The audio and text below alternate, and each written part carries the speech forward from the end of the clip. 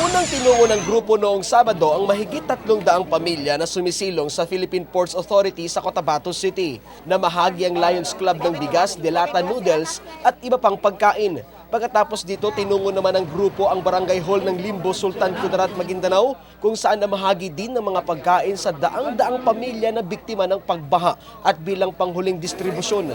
Namahagi din ng relief goods sa ilang pamilya sa Poblasyon 1, Cotabato City. Masasabi ko lang maraming salamat sa tulong nila. Kung hindi sa kanila, wala talaga. Kaya mahirap na maghanap buhay na ganito. Supposed to be hindi tayo nakakatulong sa Manila dahil mayroon din doon mga Lions.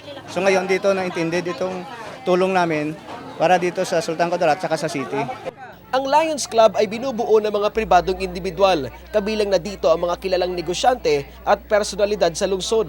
Walang ibang hangarin ng kanilang grupo kundi ang tumulong sa kapwa at sa komunidad.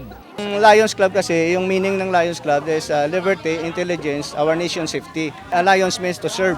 So, nagpapasalamat din ako lahat sa mga ABS-CBN, nandito kayo, nagamonitor sila bilang katulong namin sa pagbibigay at saka sa Philippine Air Force at saka sa tatlong club ng Cotabato Host Lions, tatlong club dito, Cotabato Host Lions Club, Metro Lions Club at saka Kutang Bato Lions Club.